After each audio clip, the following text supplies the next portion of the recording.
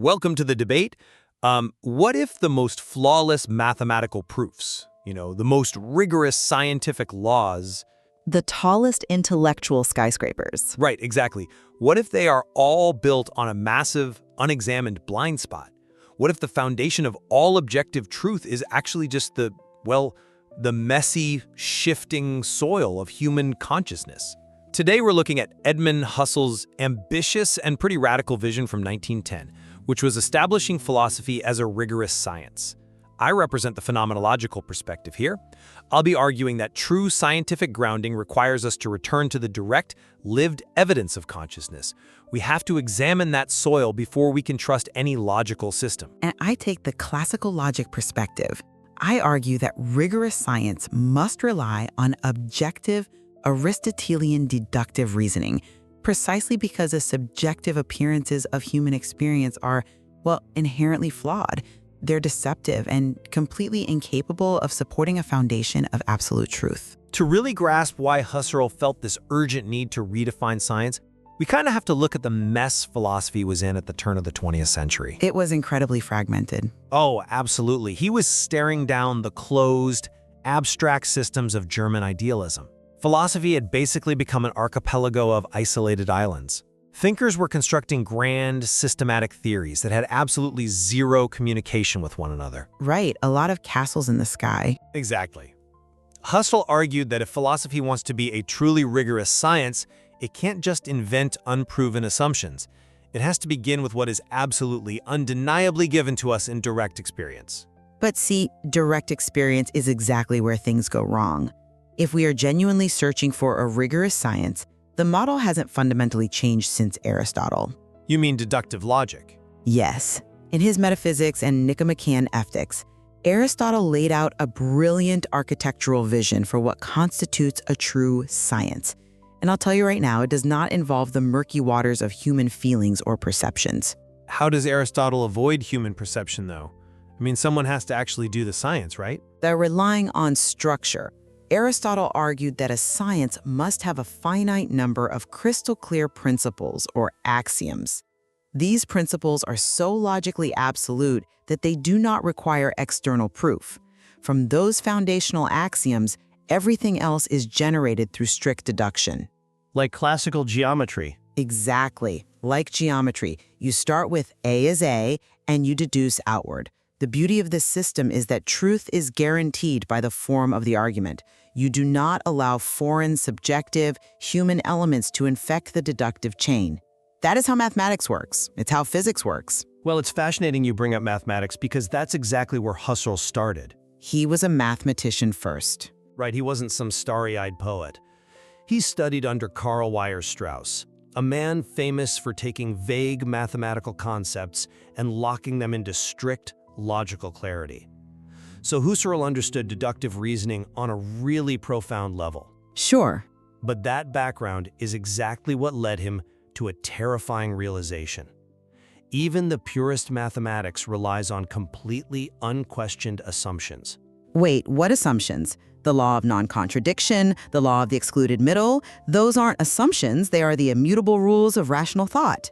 The assumption that the logical objects you are manipulating have a stable meaning that just, magically appears in your head. I wouldn't call it magic. But Husserl looked at all these brilliant logicians and essentially asked, where do your axioms actually come from? They don't just float in a void waiting to be discovered. They are produced, grasped, and interpreted by human consciousness. Okay, but if a mathematician proves a theorem flawlessly, but bases it on an unexamined cognitive premise, the whole structure falls. Isn't classical logic just building a perfect, gleaming skyscraper on a swamp without ever bothering to check the soil? Look, checking the soil sounds like a great safety measure until you realize the soil is radioactive. Radioactive? Yes. When you introduce human consciousness into the foundation of science, you are introducing a deeply unstable element. Logic operates objectively. The statement 2 + 2 = 4 is true regardless of whether a human mind is consciously apprehending it, feeling it, or perceiving it. But how do you ever access 2 + 2 = 4 without a consciousness to grasp it? You literally can't. The logic doesn't exist for us until we direct our minds toward it. And this brings us to the core tool Husserl used to examine that soil. It's a concept he adopted from his teacher, Franz Brentano, called intentionality. Which is a term that often trips people up, right? Because it sounds like we are talking about doing something on purpose. Oh, definitely. We have to strip away the everyday definition of having a motive. In phenomenology, intentionality just means that consciousness is a directional arrow. People often treat the human mind like it's a container, like an empty bucket that just passively catches perceptions as they fall into it. Right. Brentano and Husserl said no, consciousness is never empty. It is always consciousness of something. When you think, you are thinking about a book on a desk. When you perceive, you are perceiving a tree. The mind is an active targeting system. Wait, let me make sure I'm mapping this correctly. So it's less like consciousness is a bucket catching rain and more like a flashlight beam. It only exists when it's actively illuminating a specific target in the dark. That is a perfect analogy, yes. Consciousness is the beam of the flashlight. You can't just have a beam of light hitting nothing, it has to hit a surface to be visible. Husserl's entire project of rigorous science is about studying exactly how that flashlight beam interacts with the objects it illuminates. Because if we don't understand the flashlight... Exactly. We can't trust what we see in the dark. But just because your flashlight is pointed at something doesn't guarantee you are seeing the truth. A flashlight can illuminate a mirage. Classical logic defines evidence objectively. Evidence is a formal proof. What does a phenomenologist consider evidence? Just whatever the flashlight hits? Not at all. For Husserl, evidence isn't a mathematical equation, but it's also not just blindly trusting whatever you bump into. Evidence is a process. He defines it as the fullness of an object presenting itself to our consciousness. Let me ground this in a really simple, everyday example, so we aren't just floating in jargon. Please do. Suppose I am sitting in my office without a window, and you walk in and say, "There is a black car parked in the courtyard." At that moment, my flashlight beam, my consciousness, is directed at that black car. Okay. I understand your sentence. I know what a black car is, but Husserl calls this an empty intention. I have the meaning, but the actual object is not physically present to me. Right, because you are relying purely on linguistic signifiers. You have the concept, but no proof. Precisely. Now, if I want scientific rigor, I can't stop there. I stand up from my desk, I walk down the hall, I open the heavy doors, and I step out into the courtyard. I see the black car sitting right in front of me. You verify it visually. Yes, I can see the sunlight reflecting off the hood. I can smell the rubber of the tires. That empty intention is now what Husserl calls fulfilled. That fulfillment, that maximal, physical presence of the object to my consciousness is true phenomenological evidence. We move from empty signs to the things themselves. Okay, that makes intuitive sense. You verify the claim by looking at the thing. But hold on. If we just look at the mechanics of your example, you're walking into a massive epistemological trap. Am I? You are assuming that when you walk outside and look at the car, your perception is delivering undeniable truth. But what happens when our direct experience outright lies to us? How can you possibly base a rigorous science on the physical act of perception? Well, how does perception lie to us in a way that destroys the science? Because perception provides wildly inadequate evidence. Let me give you a famous counterexample drawn straight from the historical context of our source material, but let's modernize the anxiety behind it a bit. Sure. Imagine you are in the 1990s. You walk out of the Leningrad train station, and right there in the plaza, you see the Russian president, Boris Yeltsin. He is standing there shaking hands with some guy in a winter hat. You have your direct evidence. Your flashlight is shining right on him. Your intention feels fulfilled. I see him with my own eyes. Exactly. But as you walk a few steps closer, the perspective shifts. Yeltsin starts to look strangely flat. You take 2 more steps, and the entire illusion collapses. It is a 2-dimensional cardboard photograph of Yeltsin, set up by an entrepreneurial street photographer charging tourists for pictures. Ah, right, the cardboard cutout. Yes. And today, we experience the exact same vulnerability with AI deepfakes or hyper-realistic CGI. We know better than anyone that seeing is absolutely not believing. True. The Yeltsin cutout is an epistemological disaster for phenomenology. Your direct evidence, The very fullness of consciousness you just praised with your black car example completely lied to you. You made a factual predication. Boris Yeltsin exists right in front of me, based on what you thought was fulfilled evidence, and it was entirely false. And you think logic avoids this? If human perception can be tricked by a piece of cardboard, it cannot serve as a foundation of a rigorous science. Logic, however, is never tricked by a cardboard cutout. A is A remains true, whether Yeltsin is flesh and blood or flat paper. I actually love the Yeltsin example because it highlights exactly why people misunderstand phenomenology. You're arguing the cutout destroys the method.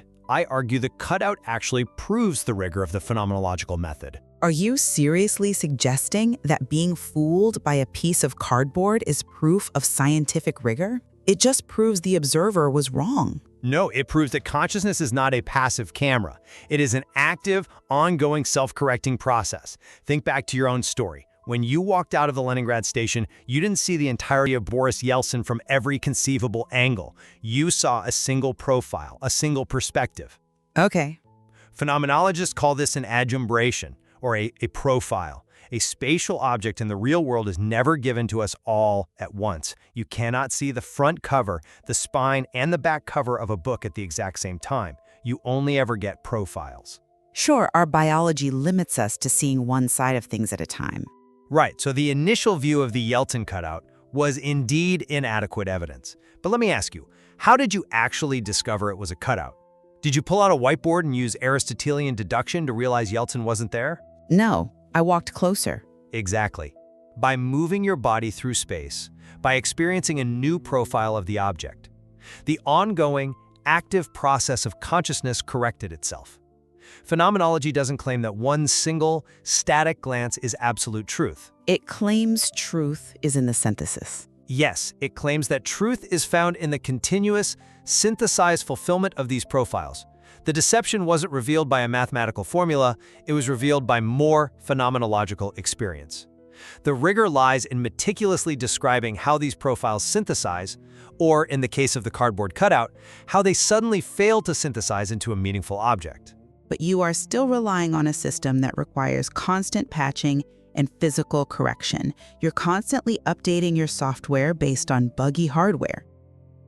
I wouldn't call perception buggy hardware. To avoid these illusions entirely, to find a truly rigorous foundation, we shouldn't be walking around cardboard cutouts trying to get a better angle. We need to be far more radical in questioning reality from the start. And frankly, René Descartes already solved this problem centuries before Husserl was even born. Ah, you're bringing in Cartesian doubt. Yes, because Descartes recognized exactly the vulnerability I am pointing out. The senses deceive us. A cardboard cutout fools the eyes. A stick looks bent in the water.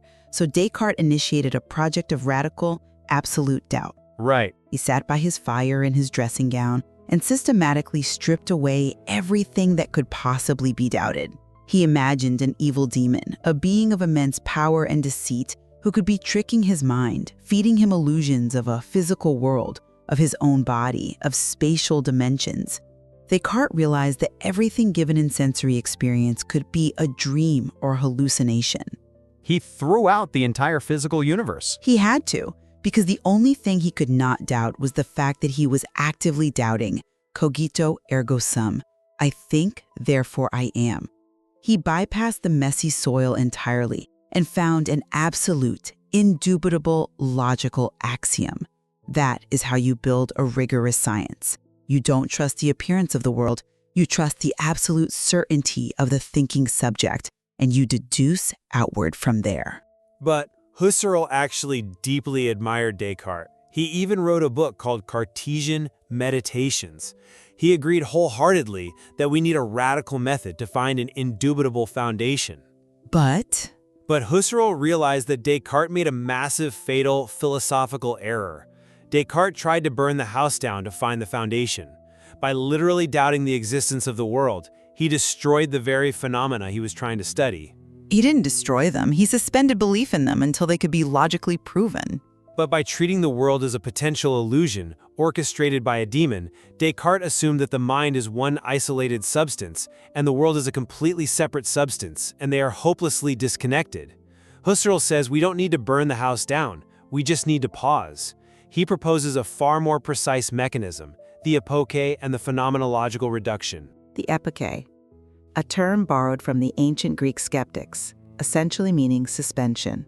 Yes, but Husserl reinvents it for modern science as a two-stage process.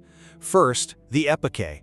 In our everyday lives, you and I live in what Husserl calls the natural attitude. Which is? We naively believe that the objects around us, the coffee cup on this table, the microphone, the cardboard cutout, exist independently in reality exactly as we perceive them. The Epoché asks us to suspend that natural attitude. We don't deny that the world exists like Descartes did. We simply bracket our assumption about its existence. Okay, stop right there. Because this is exactly where phenomenology always loses people. How so? How do you practically do that? How do I look at the coffee cup sitting right in front of me and bracket its existence? My brain is evolutionarily hardwired to believe it is a physical object I can grab. Are you just asking scientists to play a psychological trick on themselves? It's not a trick, it's a shift in attention. Think about watching a highly emotional movie in a theater. When a monster jumps out on screen, your heart races. You feel genuine fear. Sure. But you don't jump out of your theater seat and run for the exit to save your life. Why? Because you have implicitly suspended your belief in the actual physical reality of the danger. You have bracketed it. But crucially, and this is the key, you are still fully experiencing the fear, the thrill, the meaning of the scene. The phenomenon is still completely real to your consciousness, even though you aren't concerned with whether the monster is physically real. Epoché is doing that to reality itself. Okay, I'll admit, the movie theater analogy actually makes the mechanics of it much clearer. I can see how you shift your mental posture. But science isn't a movie theater. It's the necessary first step. Once I stop obsessing over whether the coffee cup exists in some invisible, independent reality, I can move to the second stage, the reduction. I shift my focus entirely to study how the cup appears to me purely as a phenomenon of meaning. I am no longer asking, is this cup real? I am asking, what are the conscious acts, the remembering, the perceiving, the judging that build the meaning of cup in my mind? So you retreat entirely into the mind. You abandon the objective, shared universe for a realm of pure, isolated, subjective meaning. I don't abandon the world. I recover it exactly as it is given to me. I'm stepping back to look at the blueprint of how reality appears to my consciousness. Isn't bracketing our assumptions and meticulously describing the data of consciousness far more scientifically rigorous than Descartes pretending the world is a demonic illusion? It's different, certainly. Husserl gives us a way to analyze the mechanics of meaning itself without having to solve the impossible puzzle of whether the universe is physically real. It is incredibly intricate, I will grant you that. But let's test that rigor against the goal of the source material. Husserl wants philosophy to be a rigorous science. Science like physics, chemistry, or formal logic requires us to make definitive, predictive statements about shared reality. Right. It requires us to say how things actually are, independent of our feelings about them. If you bracket the existence of the world, you bracket the very thing science is trying to explain. But science explains phenomena. But without an anchor. You are left with a very sophisticated, highly detailed diary of human perception. It is descriptive psychology. It is fascinating, but without the deductive anchor of classical logic, without axioms like the law of non-contradiction that exist entirely independent of our mental bracketing, you are still just cataloging the swamp. You aren't building a structure that can stand independent of the observer. But that assumes you can remove the observer. That is Husserl's ultimate point, and it's a point that modern quantum mechanics has essentially vindicated. The observer can never be removed. That's a debate for the physicists. Even the physicist looking at a quantum state in a laboratory as a conscious human subject, interpreting visual data through the lens of intentionality. If we don't understand the rules of that conscious interpretation, if we don't understand how our minds actively synthesize those profiles into meaning, our objective science is completely blind to its own foundations. We are using a flashlight without knowing how the bulb works. And I would counter that prioritizing the observer's subjective meaning over the objective logical form is a recipe for philosophical quicksand. Aristotle gave us a ladder to climb out of human subjectivity. He gave us axioms and deduction, so we didn't have to rely on our flawed, shifting perceptions. Husserl is asking us to throw away the ladder, dive back into the swamp of our own minds, and try to measure the depths. But listening to you defend the necessity of the latter makes me realize we actually share a foundational premise here, even if our methods are violently opposed. Oh, and what premise is that? Neither of us accepts blind faith. Both Husserl and the classical logicians agree fundamentally that philosophy cannot simply coast on unexamined assumptions. It cannot rely on the naive, natural attitude that everyday people walk around with, but it also shouldn't rely on unproven axioms just because they are mathematically convenient. Well, that is absolutely fair. We agree that true rigor demands radical, uncompromising scrutiny of our starting points. We just disagree profoundly on where the bedrock is. I argue the ultimate foundation of truth lies in formal, logical deduction insulated from human error. You argue it lies in the direct, bracketed intuition of conscious experience. Exactly. And that tension leaves us with a profound question about how we instinctively orient ourselves to reality. Are we naturally logicians, searching for abstract, immutable laws to build our world upon, hoping to transcend our own humanity? Or are we phenomenologists, constantly unpacking the rich, complex tapestry of conscious meaning that unfolds before us every time we open our eyes? It certainly changes how you view the world. There is vastly more to explore in Husserl's Phenomenology, in Descartes' radical doubt, and of course, in the enduring power of Aristotle's classical logic. Indeed. The next time you look at a towering skyscraper, or read a mathematical proof, or even just see a car parked in a courtyard, ask yourself, are you seeing the objective, independent truth, or are you actively, continuously synthesizing a stream of conscious profiles?